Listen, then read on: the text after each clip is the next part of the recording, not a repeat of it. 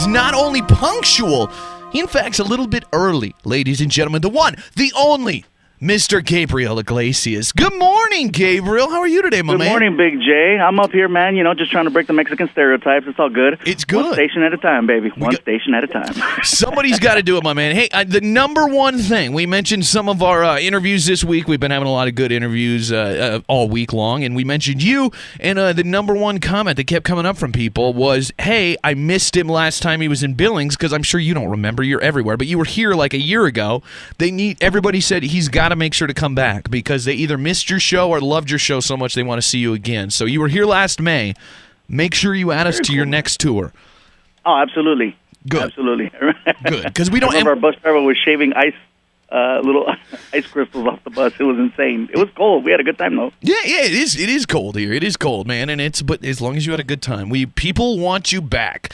Let's talk about the Fluffy movie. How cool? I mean, I know as a comedian, you start out. It's like the first thing is getting able to get some good stage time. Then eventually, hopefully you get like a Comedy Central special or something. But the whole movie thing, getting your stand-up to come out as a movie, I mean, that's almost unheard of. There's you could probably count on, one or two hands the number of comedians that have reached that level. That's amazing. Yeah, no kidding. I mean, it's like you got to go all the way back to like the Richard Pryor days, and then Eddie Murphy, and then they had the Kings of Comedy, and now Kevin Hart. So, I mean, yeah, it's part of an elite group of people. That is for sure. I mean, so how did this all come about? Did somebody come to you and say, hey, you're finally big enough now to do a movie, or are you like, hey, you guys, where the hell's my movie? I think Hollywood now is starting to catch up with the fact that the internet is important, and they saw the success of the Kevin Hart franchise with the two movies they did back to back, and they made a lot of money. They cost very little to make, and so they researched and they looked at the social media, the YouTube numbers, and why was it that he had that success? And so they went down and started looking for other people in his that were doing what he was doing. And that's when I got the phone call. That is awesome. Well, that's so cool then. I mean, that you got the opportunity there.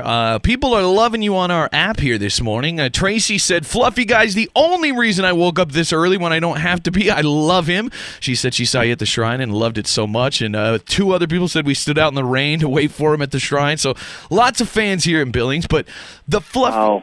I got to ask... Hey, can I give him an official shout-out then? Yeah. Okay, what was the first one you said? Was Tracy? Tracy. Gracie, this is Gabriel Iglesias. I know you can hear me out there. Hopefully you can hear me because you woke up early to hear me. Just wanted to give you a personal shout-out and a thank you, and I'll see you next time. Look at that. And then Kevin's the other one. We got to do it. Let's just do these the whole interview, Gabriel. Thanks for coming too, Kevin. Yeah, there you go. Good. Yeah, Kevin's one. We can't do them all that long. A lot of people want to know, too, Fluffy, obviously your nickname, because you were a bigger guy, and that's kind of the fun. I've been a fat guy my whole life, too, so I went through the whole, what do I call Am I husky? What's the term? Right? You went with Fluffy, but also the big thing is you've lost weight recently, right? What's your current fitness status? Well, I got up to right around 445, and basically right now I'm right around 330. So I mean, I'm still a big guy. I'm not like all of a sudden I look anorexic or anything. Trust me, I'm a big dude. But I'm less big. You should have hit 500, man. I know a lot of guys in the 400s. It's like 500 seems like the pinnacle. Like that's when you should get the plaque or something. But still, yeah, I mean, obviously, 115 pounds is pretty damn impressive. How do you do that? I mean, do you work out? It seems weird to me when you're a celebrity that loses weight. I always have to wonder because you can't just run down to, the local gym, can you, and walk in without people wanting to, take pictures and make jokes as you're sitting there trying to, squat? Yeah, no kidding, man. I mean, for me, to lose that much weight, I had to basically, I had to give up carbs. I was doing yoga, rocking a treadmill. I mean, it took a minute, but I was very motivated. Yeah, that's true. I mean, I've lost a lot of weight too. Is it hard for you afterwards? I mean, are you still done with the carbs, or do you go back? Do you eat a little? Oh man, I slip every day, man. If fat was a drug, I'd have been messed up in an alley already. Oh God, dude, you're talking to another fat guy. I mean, I agree completely. A lot, bro. Yeah, I slipped too, my man. I ate some snack mix last night. Don't tell anybody. What else is you have I think roughly 587 movies that are coming out, and a lot of them animated, but still you are in just about every movie ever. So why don't you tell us about some of the stuff you got coming up too, other than the Fluffy movie, which opens July 25th to all these fans that love you so much. Sweet, man. Let me see. I have a movie coming out called Book of Life in October. It's with Channing Tatum and Diego Luna. It's a really cute animated film about Dia de los Muertos, which is the Day of the Dead, a Mexican holiday, and it's a little bit of a love story. And I get to play one of the characters in that. I also got a movie called for the Nut Job Part 2. I know it doesn't sound like an animated children's film, but it actually is. We're going to start working on that in January of next year. That's awesome. Are those fun? I mean, I can only imagine how fun those are, but I mean, is it pretty cool to be able to do the animated stuff and just get to, kind of rely only on having fun with the voice and not having to wear costumes or anything and just show up in your boxers if you want? You said it, man. You show up, you got a director right there. It's just you and the director. You don't have to worry about other actors. You do your stuff into the mic, and they say either give me more energy or less energy or make it mad or make it happy, and then, 3 hours later, you're in the parking lot, calling it a day. Cashing that check, driving over to the closest Wells Fargo to get yourself some carbs after you cash it. I love it. Is it true? I read a rumor on the internet that in the Book of Life, they said they wanted you guys to record the audio together, but Channing Tatum wouldn't be in the same room as you because he was intimidated by your looks? Ever since Magic Mike, bro, it hasn't been the same. That's true. He's got it. Now he thinks he's good looking. And once they said you were going to be in the same room with Gabriel Iglesias, he's like, no way. Hey, man, you know what? I can't hate on the guy. He recognizes. Good. As long as you recognize. He by the way, came out and as the best body, the hottest celebrity beach bodies. He's number 1 on the list. And you're all the way down at number 4, which I think is a flaw. Hey, man, it's just like the 500-pound thing, man. You got to strive for it. Exactly. You got to have something to live for. That's a good question, You got to have something to live for. You got me rethinking that whole weight thing, man. I'm like, you know what? In my head, I'm like, yeah. I was so close. A couple more burgers, maybe we could have pulled it off. I know. Did I stop too soon? Yeah. Because I'm thinking, well, you know what? I think you would have gotten a plaque. At 500, I think, if nothing else, all your friends would have said, look, bro, if nothing else in this life, you were the size of 4 people. Congratulations.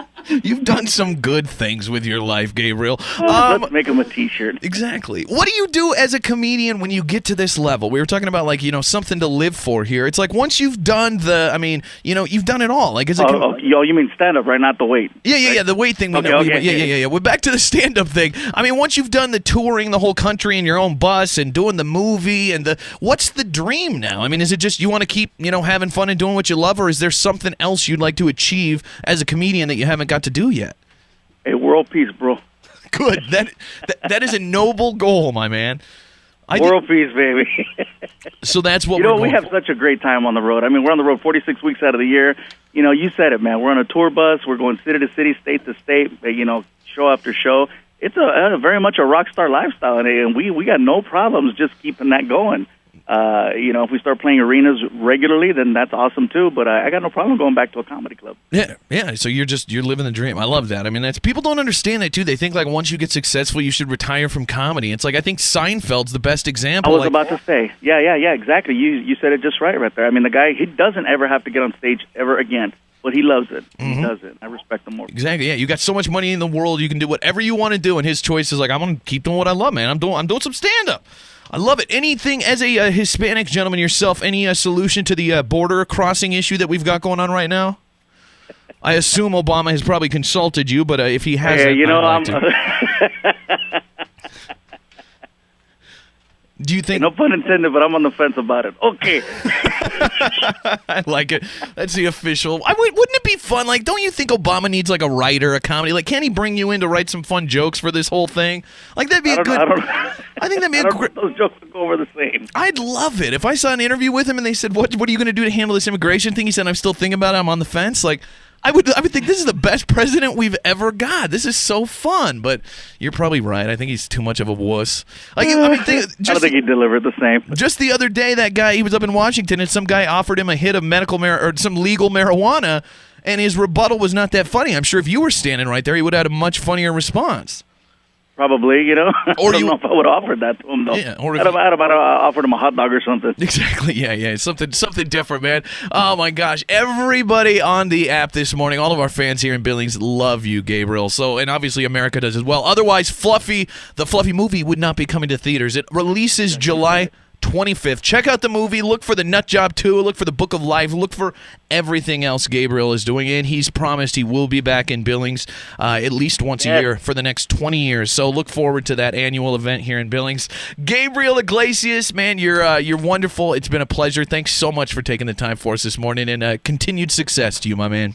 Thank you so much, Big J. All right, see you, Gabriel. Have a good one. You too. The Big J Show. Weekday mornings from 6 till 10 on Billings' #1 hit music station, Hot 101.9.